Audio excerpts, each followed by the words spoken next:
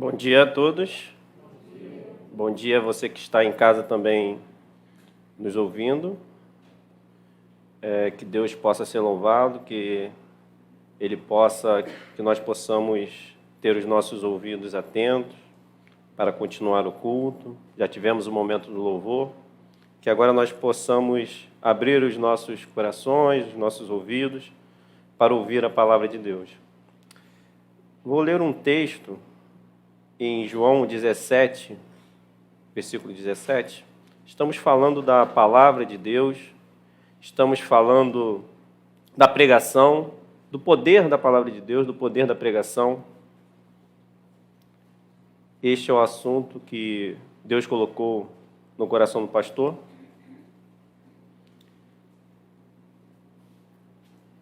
Santifica-os na verdade. A tua palavra é a verdade. Nós nos separarmos para Deus na verdade. Sermos separados para Deus na verdade. Verdade, no dicionário, é propriedade de estar conforme com os fatos ou a realidade. O que é realidade? O que é verdade? O que é estar conforme com a verdade? Coisa, fato ou evento real. Evento real. Em contraste com a verdade, nós temos o relativismo. O relativismo, ele é usado a partir da teoria da relatividade, mas assim, tem acréscimos, não vem ao caso falar o que Einstein falou, não é do nosso interesse nesse momento, mas que chega ao ponto de dizer que a qualidade do que é relativo. Tem um celular. Vou aproveitar, essa água aqui é minha, o pessoal aqui, ok. Estava lá embaixo. Vamos lá. Relativismo. A qualidade do que é relativo, assim que está no dicionário. Vem também da filosofia e ao ponto de dizer que você não... É o ponto de vista de que você não pode ter o conhecimento pleno ou absoluto da verdade. Em razão de fatores aleatórios, por exemplo, subjetivos, como interesses, contextos históricos, interesses ao nosso processo cognitivo. O relativismo é o conceito de que os pontos de vista não têm uma verdade absoluta ou validade intrínseca, mas eles têm apenas um valor relativo, subjetivo e de acordo com as diferenças na percepção e consideração. Daí se vem a frase que tudo é relativo. Já ouviram isso? Tudo é relativo. Quando tem um conceito, isso é relativo. Tem muitas vezes as pessoas falam para mim assim, você é preconceituoso. Eu falo assim, não, eu sou uma pessoa cheia de conceitos. Porque preconceituoso é se eu estivesse falando de algo que eu não conheço, que eu não entendo. Aí é preconceito. Quando eu falo algo de você sobre a sua vida que eu não tenho a menor condição de afirmar. Eu não te conheço. Você não disse para mim o que você gosta. Isso é um preconceito que eu faço de acordo com aquilo que eu vejo. Isso é preconceito. As pessoas não sabem nem distinguir o que é preconceito. Quando eu digo que tal coisa é assim, assim, assim, eu posso dizer, eu tenho conceitos bem definidos. Eu tenho o direito de ter conceitos bem definidos. E o relativismo, quando ele progride, ele diz tudo é relativo, mais uma vez eu te digo, se tudo é relativo isso que eu acabei de dizer, ou seja, entrei em loop novamente, eu fiquei em círculo. Porque se tudo é relativo, essa afirmação que você está falando também é relativa. Olha como não se sustenta em si só o argumento. São argumentos como se fossem de pessoas mais sofisticadas, né, no entendimento, pessoas com bastante conhecimento, poderosas no saber. Mas se tudo é relativo, então a sua afirmação é relativa. Ou seja, logo tudo não é relativo. Então, quando você chega à conclusão científica da situação, até o que você disse é relativo. Por quê? Porque nem tudo é relativo. Relatividade, ela é aplicada a alguns pontos. Dizer que também nada é relativo também não é correto. Mas dizer que tudo é relativo é demonstrando uma falta de fidelidade. Para eu não ser mais agressivo no que eu vou falar, porque a gente não pode fechar o canal de comunicação. Mas é uma falta de fidelidade à verdade. Nem tudo é relativo, mas existem coisas que são relativas a costumes, a hábitos, tempo, ok? Mas, assim como nós não podemos dizer que não cremos em nada, porque o simples fato de você crer que aquilo ali é uma mentira, é uma crença, se você não crê que existe Deus, que não existe, é uma crença sua, ainda que não seja religiosa, mas você acredita em algo. Você não consegue ser cético 100%, mas você consegue aplicar o ceticismo para buscar a verdade? Ok, mas existem verdades. E essas verdades, elas são absolutas. E qual o problema das verdades? Ou da verdade? Ela confronta teorias e pressupostos. O que são pressupostos? Pressupostos são aquelas afirmações que nós temos dentro de nós, que estão na base daquilo que nós entendemos como certo e errado. Nós nos firmamos em algo, temos pressupostos na nossa vida que direcionam. E a verdade, ela vai confrontar, porque os nossos pressupostos, nem todos são sólidos. Às vezes, alguns estão em ruínas, né? Estão em erosão. Eles são complexos para nós mesmos. A verdade nem sempre é aceita. Concordam com isso? A verdade nem sempre é aceita. E a cultura influencia na verdade que você vai acreditar, da maneira que você vai acreditar. Muitas vezes, muitos pensamentos filosóficos que você tem, você não sabe, mas um dia foi implantado através de talvez uma frase que você ouviu, uma vez ou várias vezes, mas que você se apoderou daquilo e criou o seu pressuposto. E aquilo passa a ser a base das suas decisões. Muitas coisas que você pensa. Eu ouvi outro dia uma entrevista com... Nós falamos de falsos profetas, com uma pessoa que era do meio evangélico, talvez hoje não tão conhecido, mas algumas pessoas que conhecem o cristianismo de antes, sabem de quem eu estou falando, que eu vou falar agora, que é o Caio Fábio, que era pastor e se coloca ali como guru. E eu vendo e ouvindo o que as pessoas estavam falando até sobre dízimo também.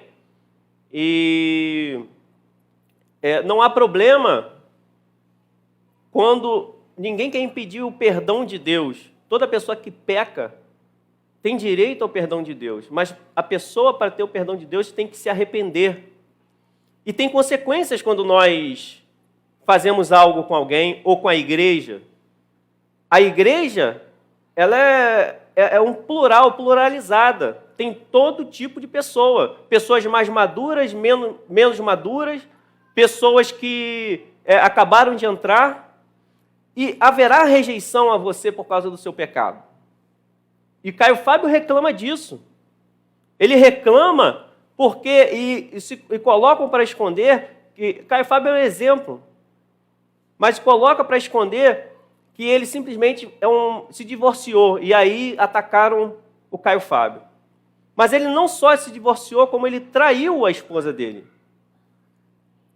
Mas na traição não tem como Deus restaurar? Tem, mas precisa se arrepender.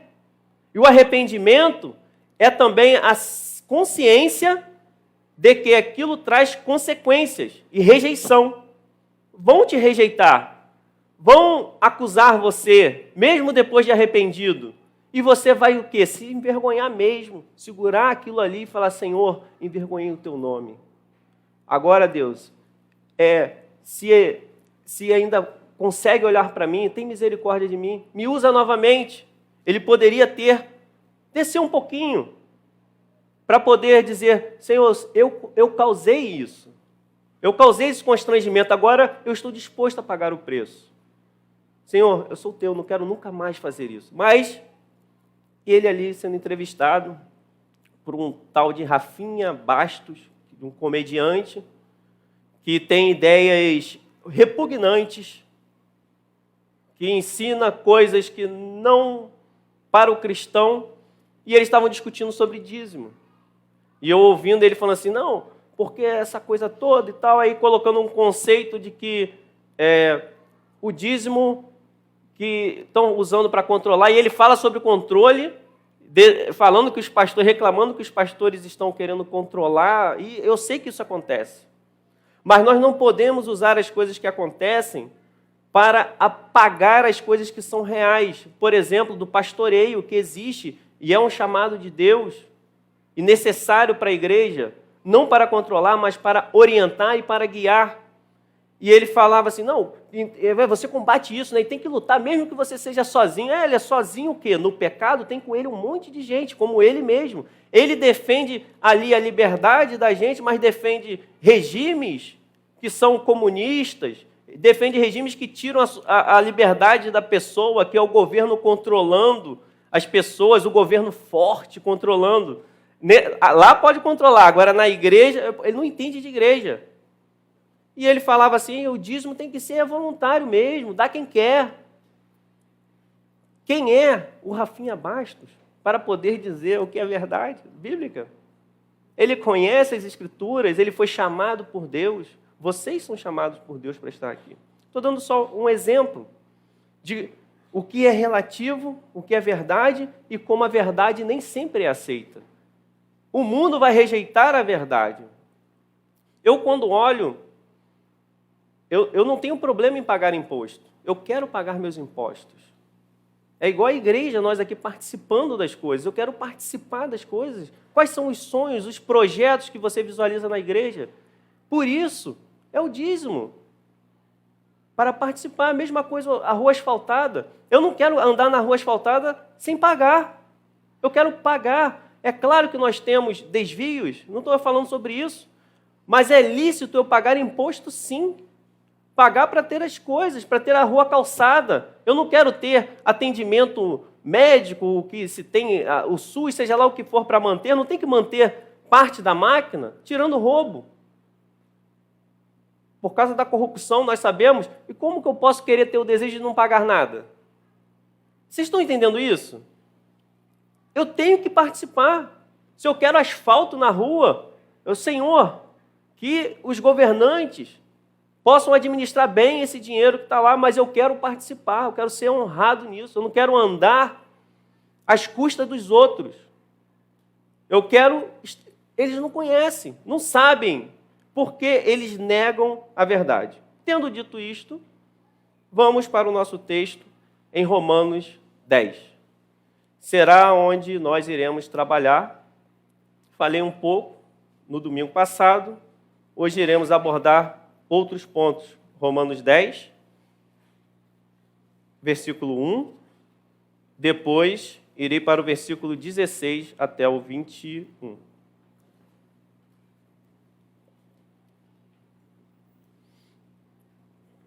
Abra sua Bíblia, seja ela digital ou não.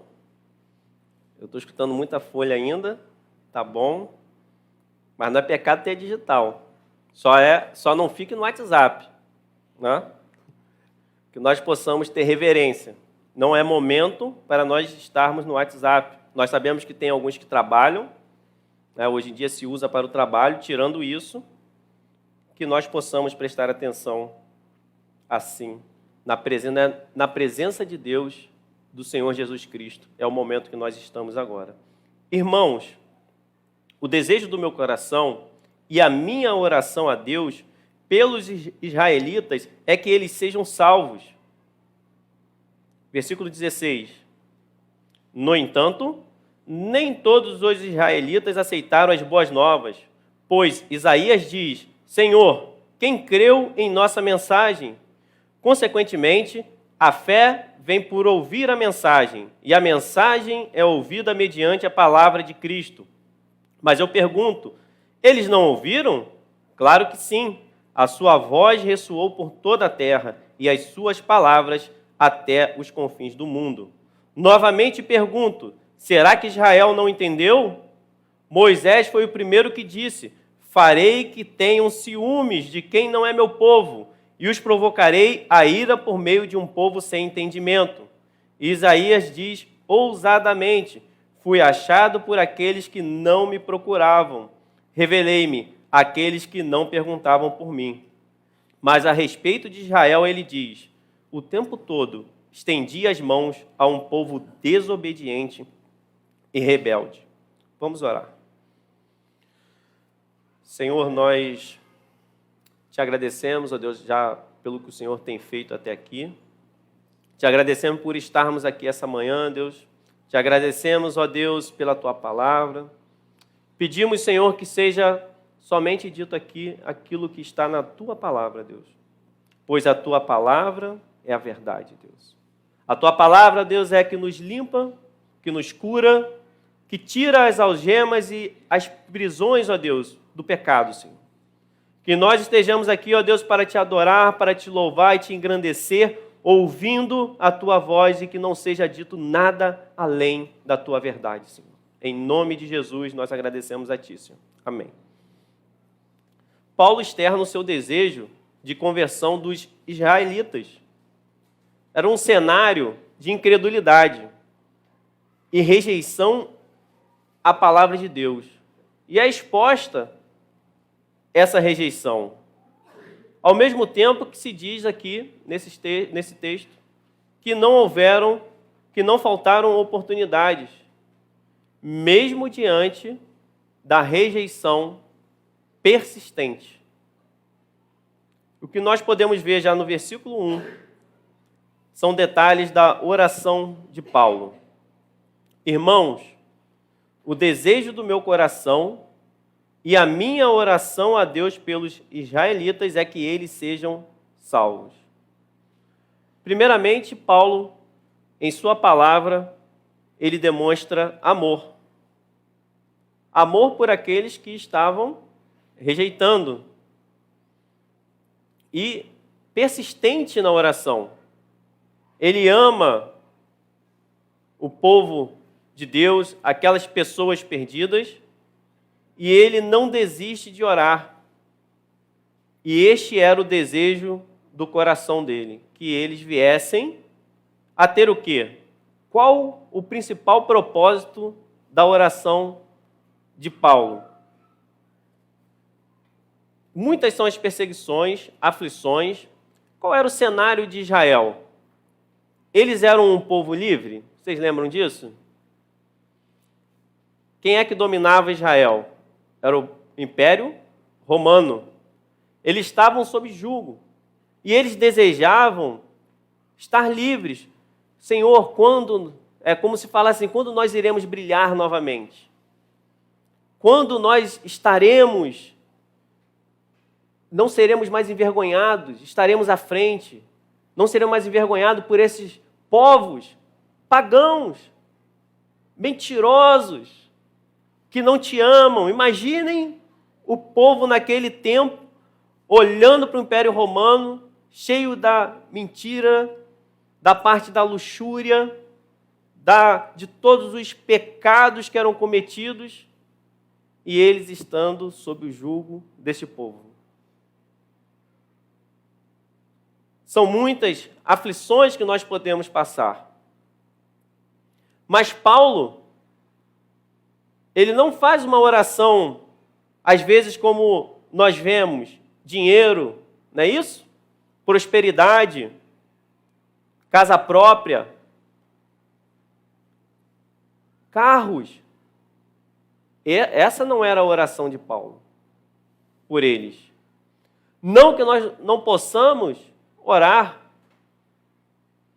Mas agora era algo mais importante, prioritário. Ele orava pelo quê? Para que eles fossem o quê? Salvos. Existia algo que era mais importante do que qualquer consequência, que poderia ser considerada superficial. Eles estavam naquela situação por causa do pecado. Eles rejeitaram a Deus. Eles estavam perdidos por causa do pecado. Pensem o seguinte: a liberdade em pecado leva à escravidão ainda maior. Liberdade ainda em pecado é escravidão. Como assim? Se o povo de Deus não sofresse nenhuma consequência pelos pecados, simplesmente, pronto, vamos reinar. Os pecados que vocês estão insistindo em continuar, não tem problema. Continuem pecando. Pois, quando chegar lá, eu resolvo quando vocês morrerem. Traria maior escravidão. Não era a solução para o problema deles. Pode parecer, em primeira instância, que não está vendo a nossa dor aqui como povo de Deus, o que nós estamos passando?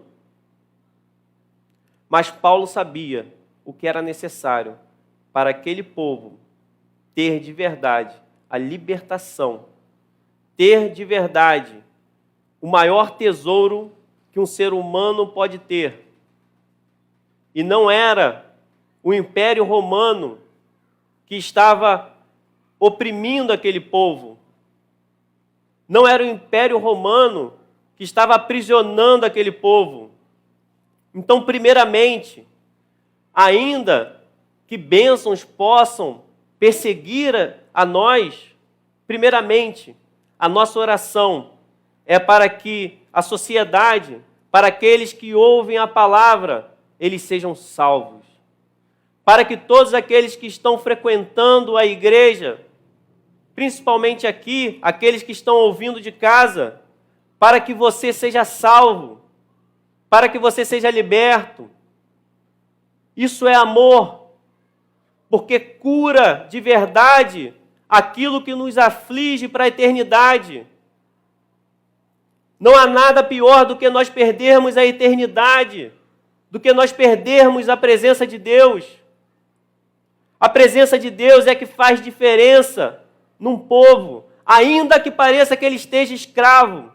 Não há escravidão para quem está em Jesus Cristo. Não tem como nós estarmos perdidos quando Jesus Cristo é o nosso Senhor. Quando Ele nos libertou, não há nada, não há algemas físicas que podem prender aquele que foi salvo por Cristo. Sem consequências, não há aprendizado. E Deus, Ele insiste em ensinar para que nós venhamos a aprender isso, para que nós venhamos a valorizar esse momento. Dinheiro, prosperidade, casa própria e carro não ficará, não te levará à eternidade. Mas a presença de Deus é isso que faz a diferença numa igreja, é isso que faz a diferença na sua casa, no seu trabalho, aonde você anda, nos seus passos. Essa é a presença que faz a diferença. Que Deus seja conosco. Pois posso testemunhar que eles têm zelo por Deus, mas o seu zelo não se baseia no conhecimento. No versículo 2, Paulo continua e fala do zelo que eles têm. Vamos ler o que tem em Filipenses 3, que Paulo fala a respeito dele também. Nós precisamos avançar no servir a Deus. Aonde está a nossa confiança? Qual o propósito da nossa vida? Embora eu mesmo tivesse razões para ter tal confiança, se alguém pensa que tem razões para confiar na carne, eu ainda mais. Será que nós estamos confiando na carne? Será que nós estamos confiando em regras humanas? Circuncidado no 8º dia de vida, pertencente ao povo de Israel, à tribo de Benjamim, verdadeiro hebreu, quanto à lei, fariseu, quanto ao zelo, perseguidor da igreja, quanto à justiça que há na lei, irrepreensível. E ele fala sobre zelo, sobre perseguição, e a verdade não é perseguida. Não tentam acabar com a verdade. Não há uma perseguição contra a igreja. Então nós podemos estar em qualquer lugar, não precisa estar na igreja. O importante é que Deus sabe do seu coração. Mas a igreja foi instituída por Cristo. A igreja não é algo humano. Não é algo que foi inventado pelo ser humano, ainda que o ser humano possa tirar determinados princípios. Mas a igreja é de Cristo, para o povo se reunir, para pregar o evangelho, para adorar a Deus, para promover crescimento, para firmar. Nós precisamos nos firmar, nós precisamos crescer. E agora ele diz uma coisa sobre o zelo, não é falta de zelo. Então o problema nem sempre é a falta de zelo. Nós podemos ser muito zelosos, mas quando nós não temos conhecimento, nós não temos a comunhão com Deus, esse zelo será baseado em doutrinas humanas. E aí vem o exagero nos cultos, aonde nós podemos ver aberrações acontecendo em alguns cultos, que durante anos, a década de 80, 90, tivemos muita coisa boa, mas tivemos muita coisa que não deu fruto algum, a não ser enfraquecer o evangelho, enfraquecer as pessoas. Igrejas ricas, mas pobres de Deus. Que nós sejamos ricos de Deus, ricos em Deus, ricos para Deus, jovens vivendo para Deus, orando, participando da ceia e da comunhão para o Senhor, sendo formados para serem grandes pregadores do Evangelho. Como adorar? E aí começa a ter a adoração baseado em costumes e gosto pessoal, mas não em princípios bíblicos. Onde adorar? Onde é o local para adorar? Como tem que adorar? Levanta a mão? Sem sapato? Semana passada eu quase fiquei sem sapato.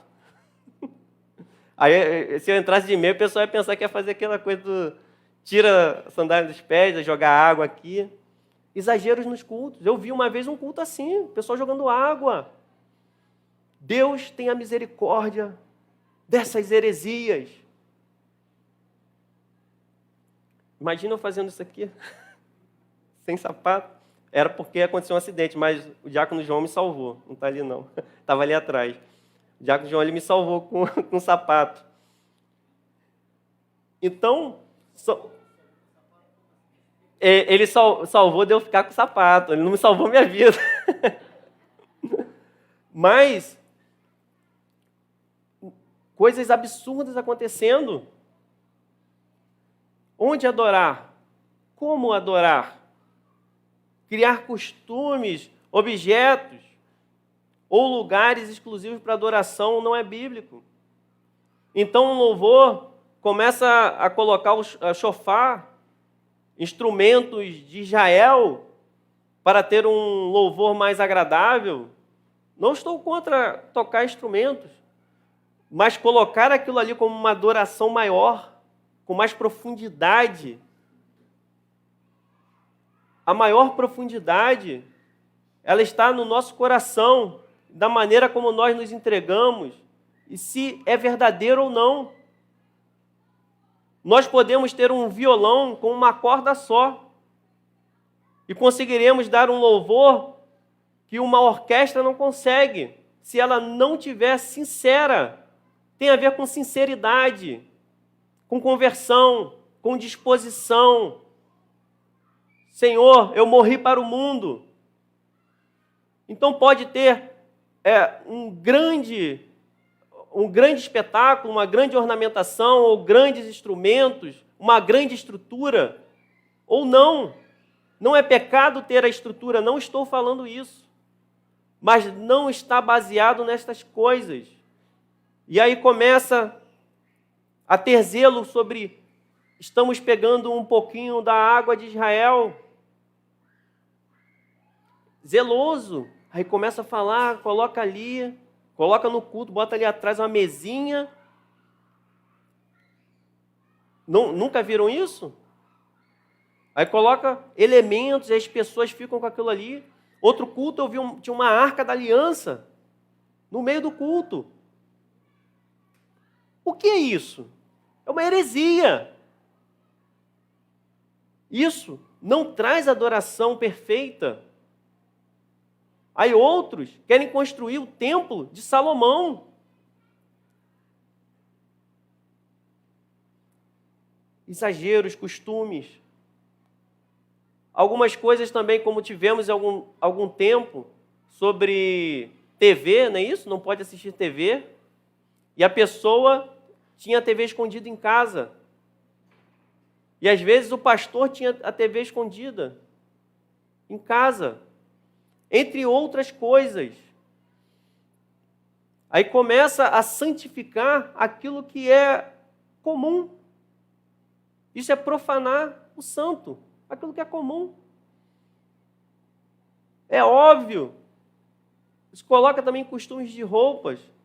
O que a Bíblia diz? Devemos nos vestir decentemente. Mas não tem que ser o seu gosto, mas decentemente, tem que estar decente. A TV, eu tenho as minhas posições com a TV. Mas a pessoa que tem que escolher, saber o que é próprio e o que é impróprio. Existem coisas impróprias. Você tem que ter intimidade com Deus para poder saber aonde avançou, aonde não avançou, onde está ok. Não tem uma regra para isso. Então eu vou pensar nas hortelãs como sendo o principal, entre outros costumes que são criados. O zelo não era o problema, porque nós precisamos ser zelosos. Mas o zelo não estava firmado na verdade. Este é o problema. Quando o nosso zelo não está firmado na verdade, ele não ajuda, atrapalha. E Paulo continua falando sobre o que estava acontecendo ali com os judeus. Isso serve para os nossos dias atuais, em como nós vivemos, como nós devemos nos portar, determinados ritos que sequer são bíblicos e que nós colocamos como se tivesse que ser feitos, coisas da nossa casa que nós devemos rever. Nós somos cristãos de verdade? E nós iremos avançar para poder entender um pouquinho melhor sobre isso.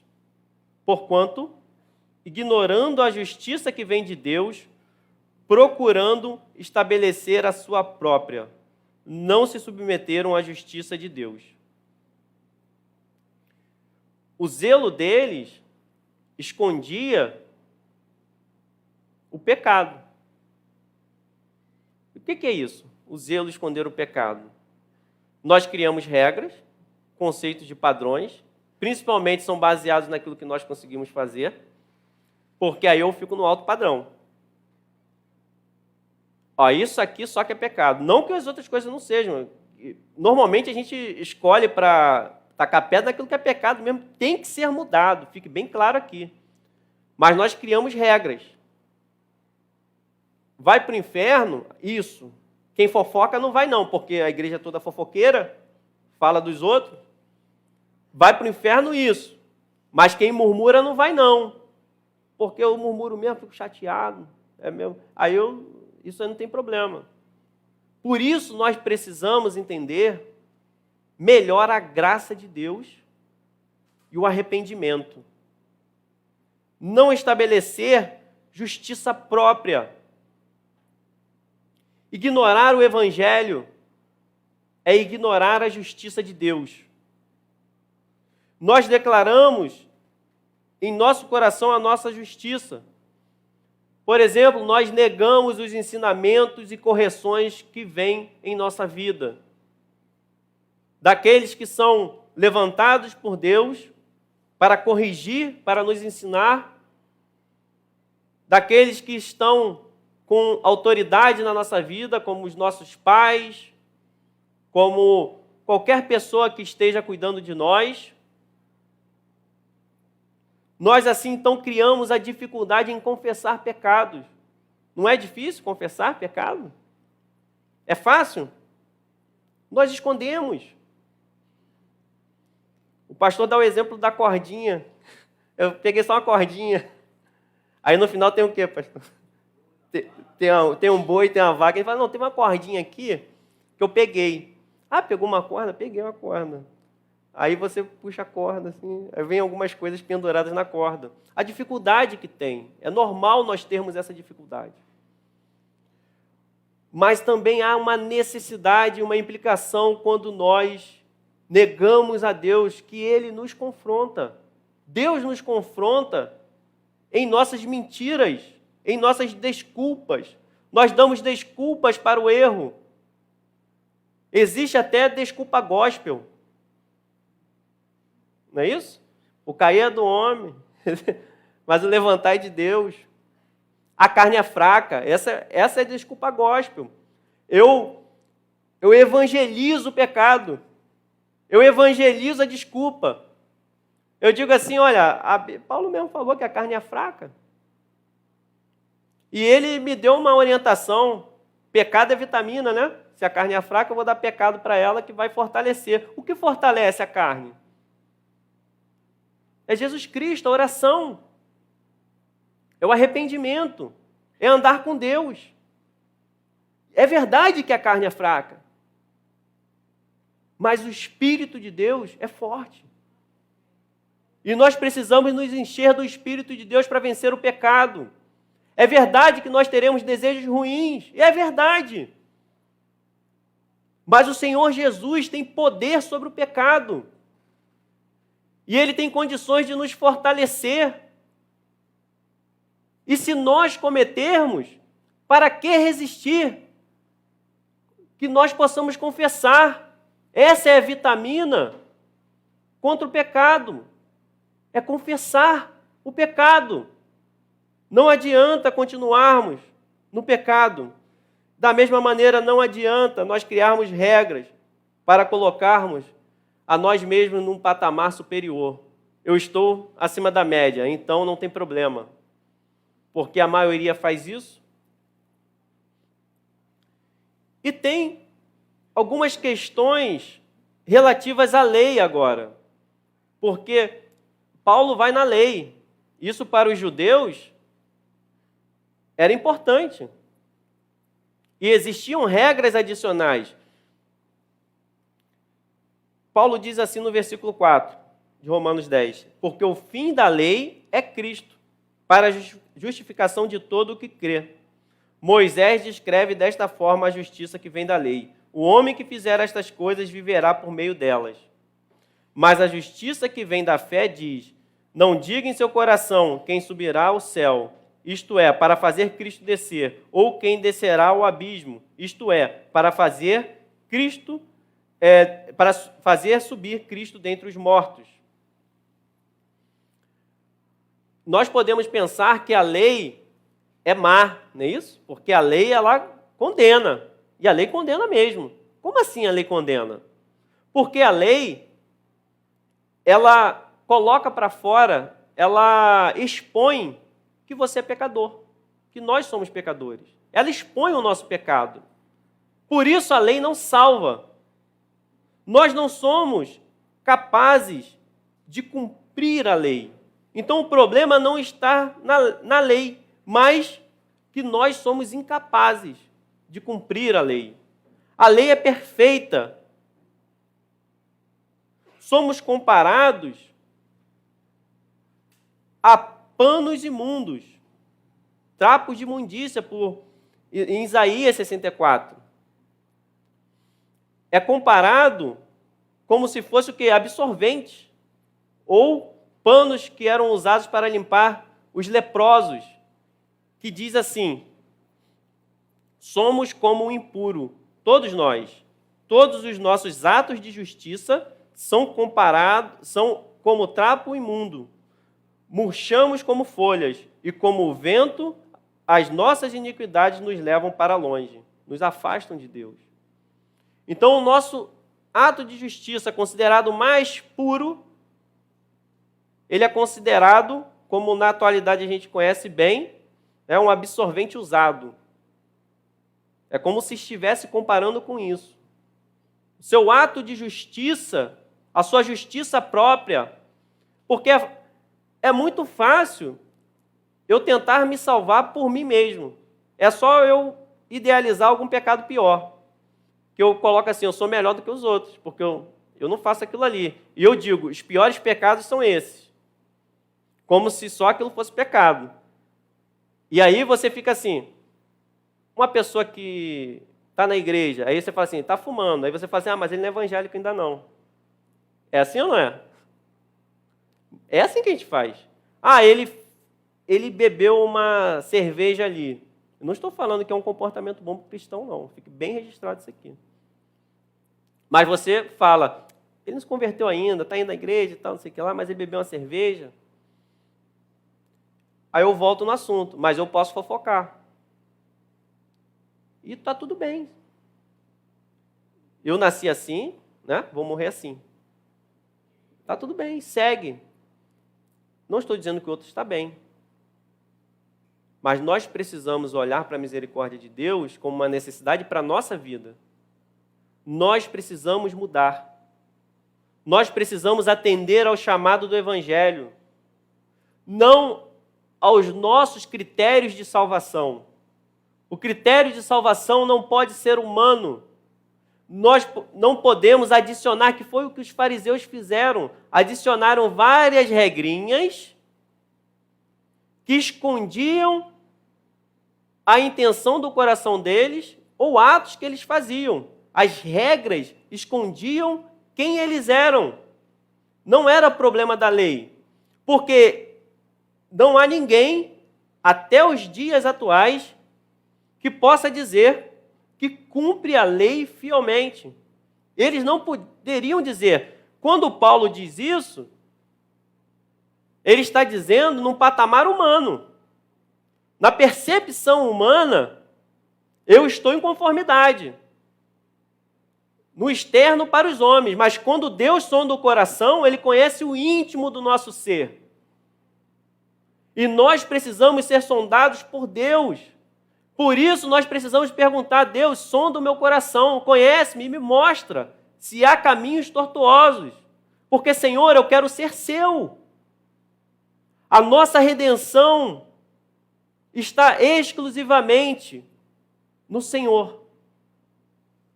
A nossa salvação, se nós ficarmos pela lei, e ele diz aqui no texto, nós seremos julgados como pela lei. Porque se você tropeça num único pontinho, não é isso? Numa vírgula, você vai ser culpado por todos os pontos.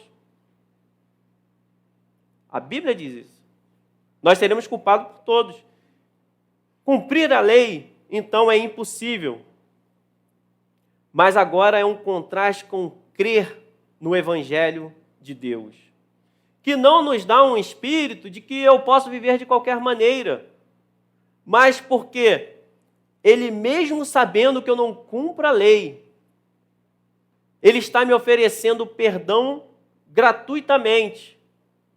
E isso tem que provocar em nós um amor para querer responder com fé a esse chamado do Evangelho de viver para Deus uma vida íntegra e reta, uma vida em que nós conseguimos olhar os nossos pecados e nos arrepender diante de Deus, chorar pelos nossos erros, não nos conformar com problemas, com erros que nós cometemos, mas avançar para o reino e entender que Ele ainda assim nos perdoa.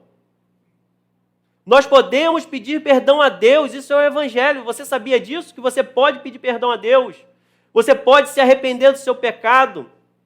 e tomar outro caminho. Não há limite para o poder do Evangelho na sua vida.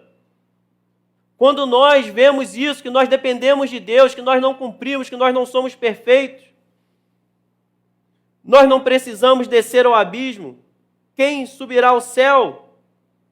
Ele não encarnou? Jesus Cristo encarnou.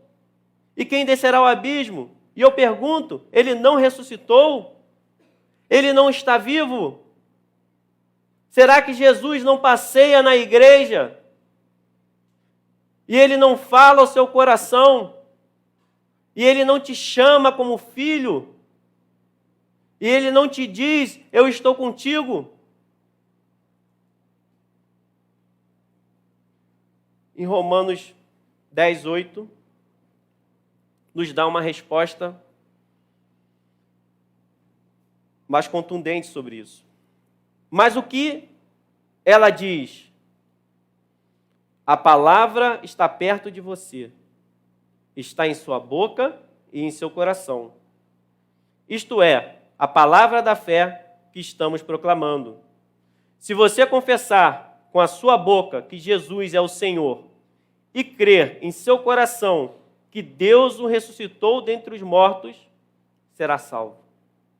Pois com o coração se crê para a justiça e com a boca se confessa para a salvação. Então nós podemos dizer que Cristo vive. E a palavra está perto. Jesus está perto de nós. No Evangelho, nós temos a possibilidade de ter maior intimidade com Deus. E nós podemos crer no coração, significa o quê? Intimidade. O nosso íntimo crê em Deus. Quando o nosso coração é marcado pela palavra de Deus, dizendo, eu perdoo todos os seus pecados, viva pela fé no meu Evangelho. Pregue esse Evangelho, fale sobre ele e confie no Evangelho plenamente. Não foi assim? Não se envergonhe. Então, no seu dia a dia, com as suas palavras, que as suas palavras estejam sempre em conformidade com a palavra de Deus. Não estou dizendo que não teremos momentos em que nós sentiremos a falta ou a ausência de Deus, que nós não teremos dificuldades, mas que as dificuldades não vençam o poder do Evangelho no seu coração. Vai ter momentos que você vai murmurar, que você vai reclamar, mas não viva murmurando e não viva reclamando, que o poder da palavra de Deus, que o poder de abençoar venha estar na sua vida, que você possa, no meio desses problemas, desses momentos de raiva, você abençoar, você louvar a Deus. Depois desses momentos, que venha o louvor, que venha o agradecimento. Nós temos condições de agradecer a Deus, porque Ele fala conosco e Ele nos chama. Quando nós estamos chateados, Deus vem com seu Espírito e nos abraça, porque a presença de Deus é real, ela é verdadeira, Cristo vive. Nós estamos na presença de Deus, a palavra está perto de você, Cristo está perto de nós, Cristo está falando conosco, Cristo está nos curando, Cristo está nos direcionando para a eternidade com Ele. Ele preparou morada para nós. Na casa de meu Pai há muitas moradas. E Ele não é mentiroso, e Ele diz isso.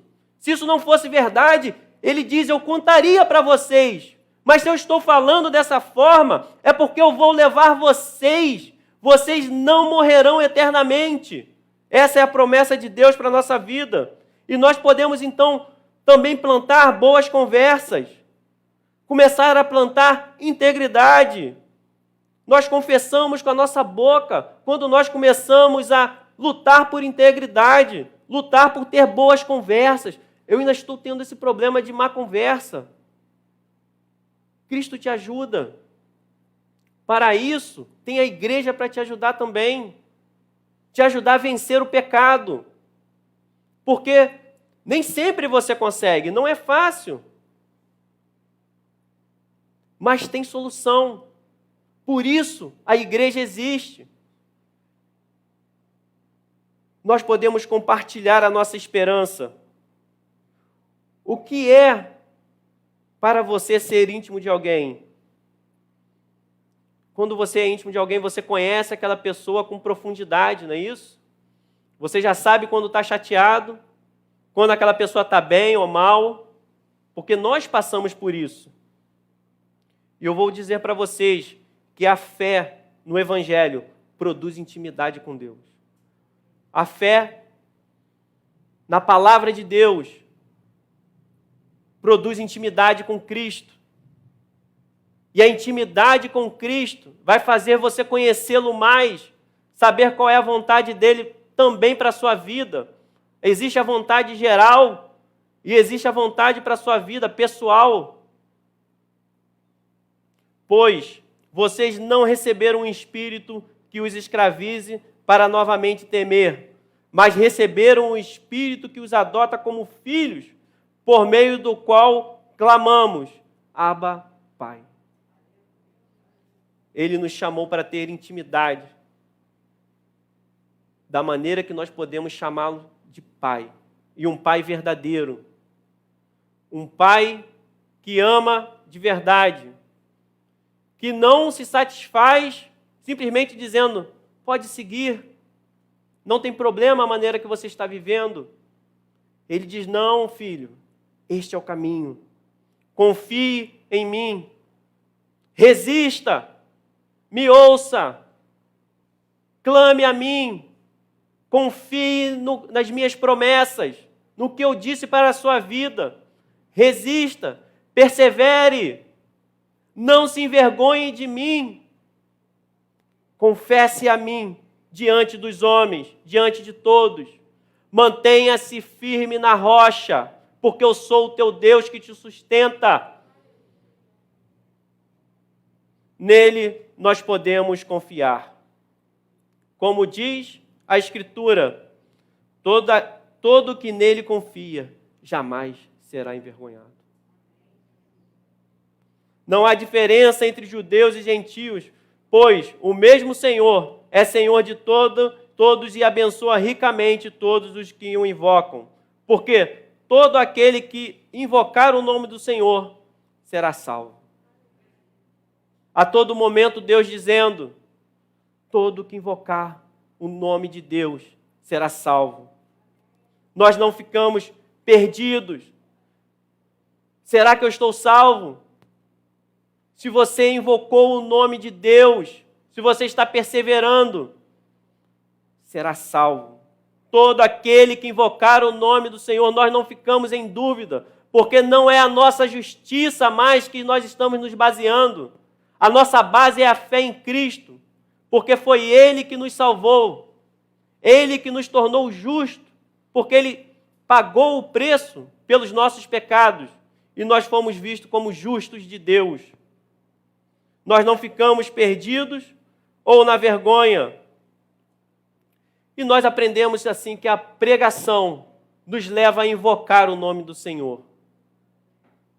E são alguns passos que nós lemos até na semana passada, quem esteve conosco. Como, pois, invocarão aquele em que não creram? E como crerão naquele de quem não ouviram falar? E como ouvirão se não houver quem pregue?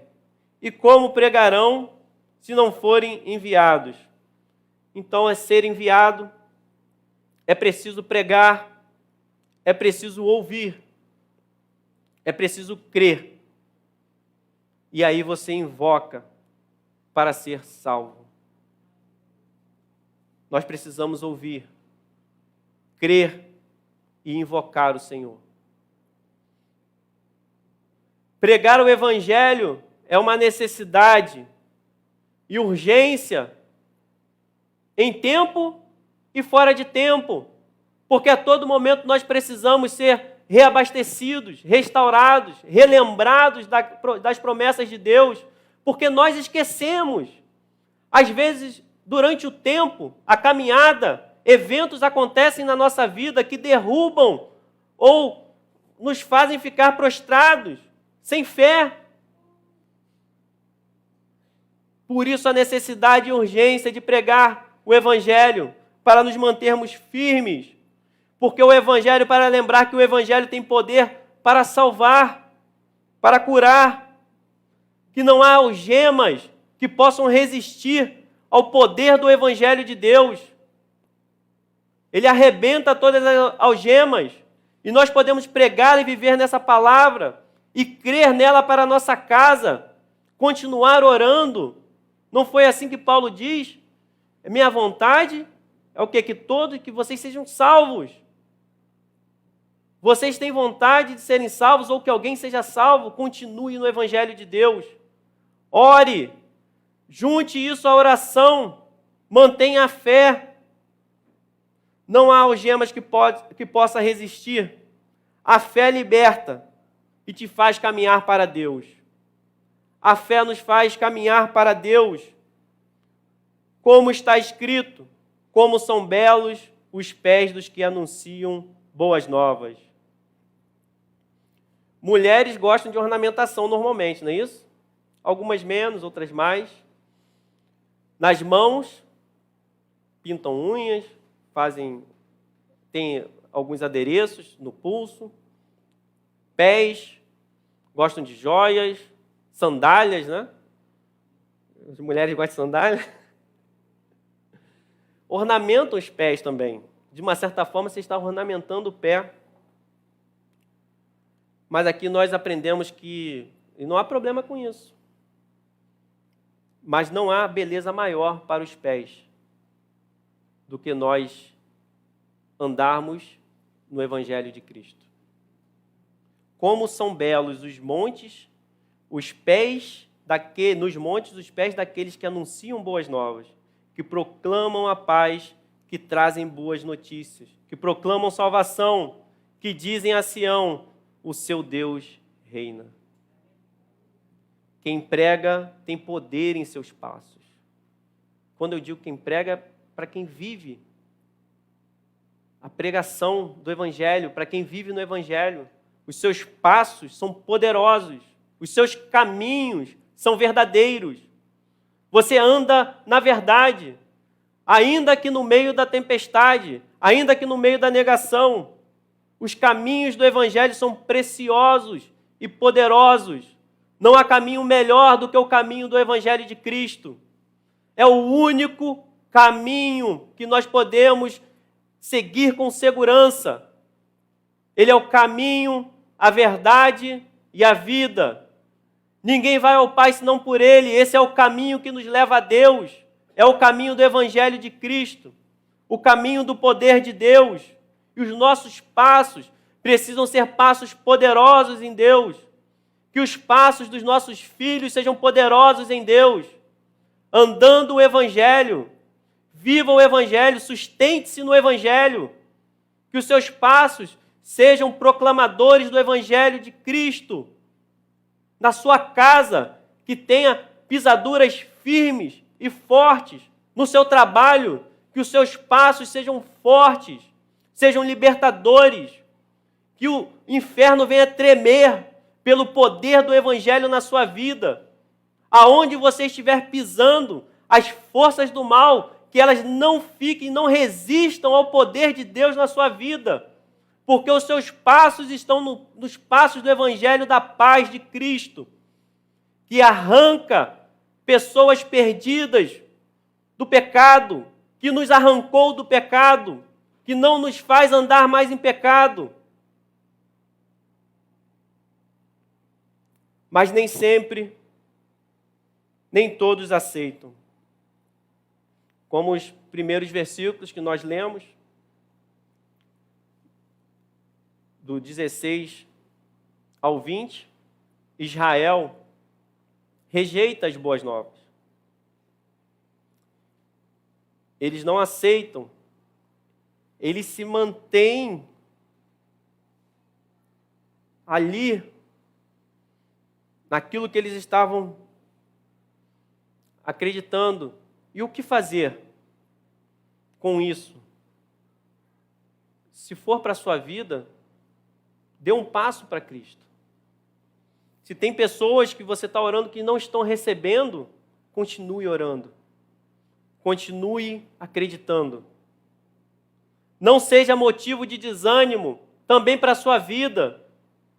Abandonar esse evangelho, que a negação do evangelho não seja um motivo de desânimo para você.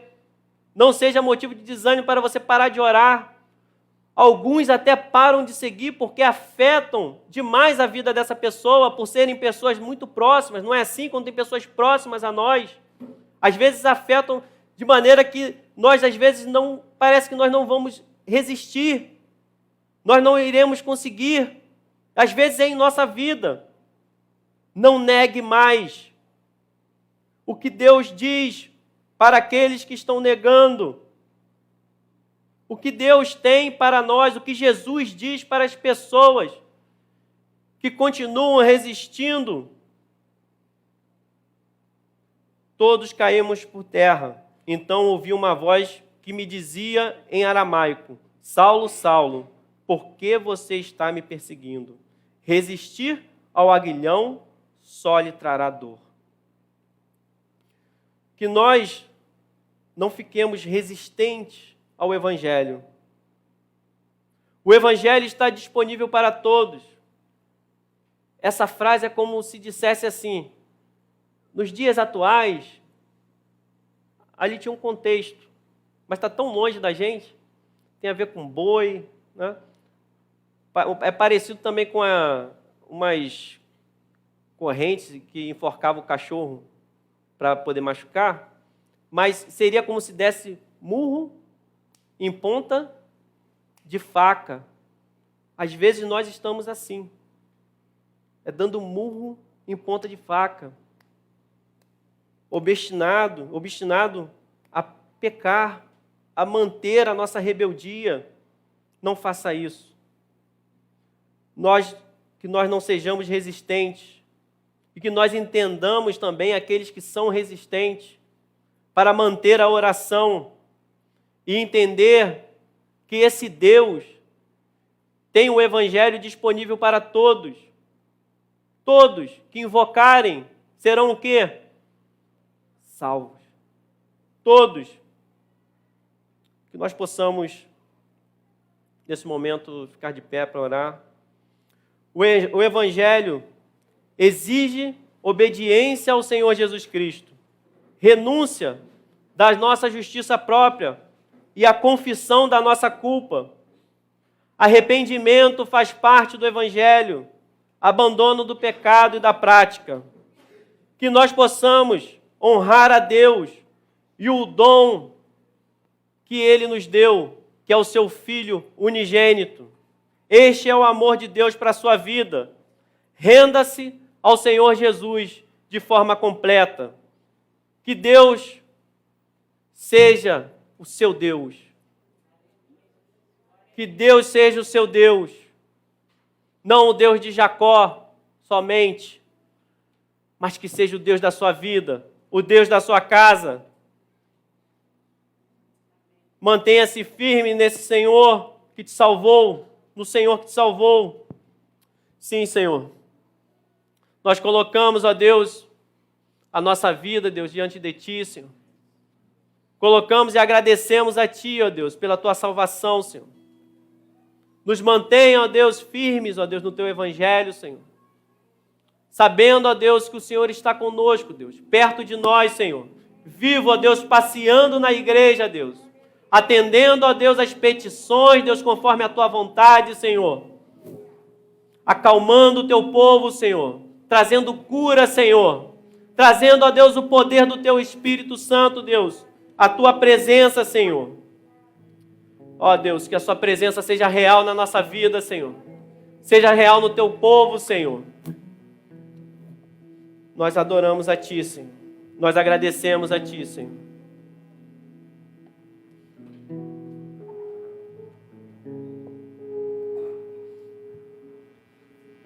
Ele vem buscar a sua igreja. Amém. como Ele encontrará você. Vamos viver em novidade de vida, queridos, porque eu vejo o Rei da Glória vindo com o seu poder. Cante comigo. Aleluia.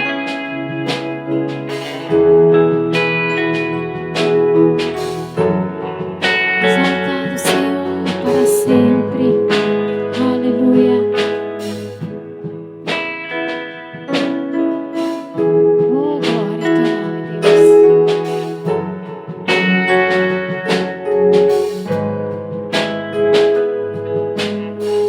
Eu vejo o Rei da Glória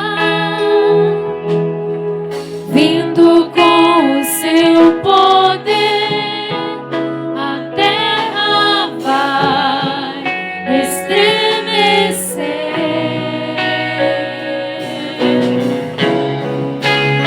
Eu vejo pela fé, aleluia. Eu vejo a sua graça, os pecados perdoar. A terra vai então cantar. Hosana, Hosana, Hosana nas alturas. Hosana, Hosana, Hosana nas alturas.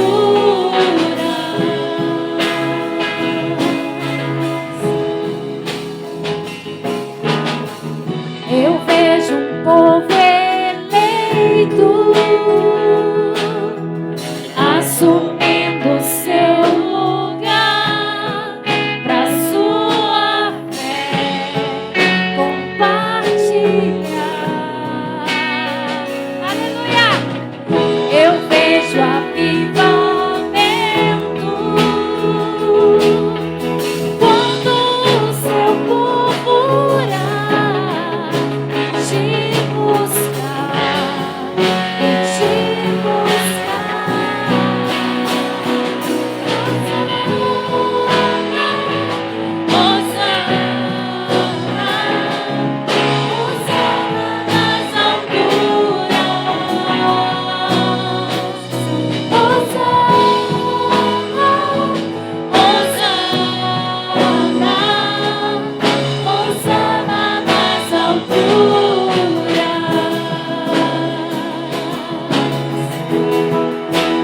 Aleluia!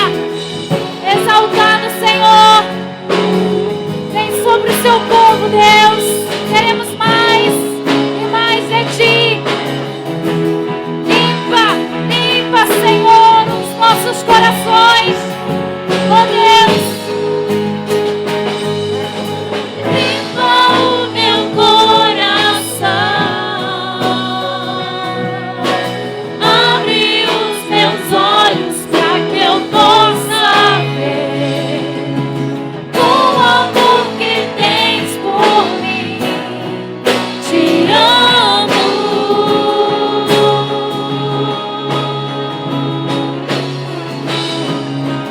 Quero ser igual a ti. Tudo o que sou é pra teu louvor, pois contigo vou viver pra sempre.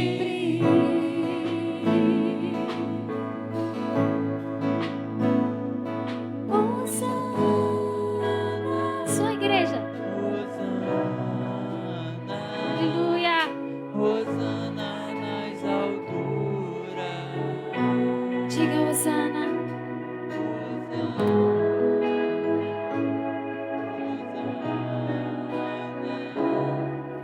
Hosana nas alturas. Hosana nas alturas. Hosana nas alturas. Ele vem buscar a sua igreja. Vamos, pois, em novidade de vida, amém? Levante as suas mãos ao Senhor nesta manhã.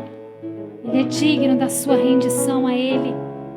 Mestre, te adoramos por esse tempo, porque estiveste conosco aqui, a sua presença é real. E de fato, como disse o diácono Alfredo, o Senhor passeia no meio da igreja. Podemos sentir a sua presença, Senhor. Passeia enquanto vamos às nossas casas, enquanto vamos ao nosso trabalho, o Senhor está conosco. Bendito e exaltado para sempre.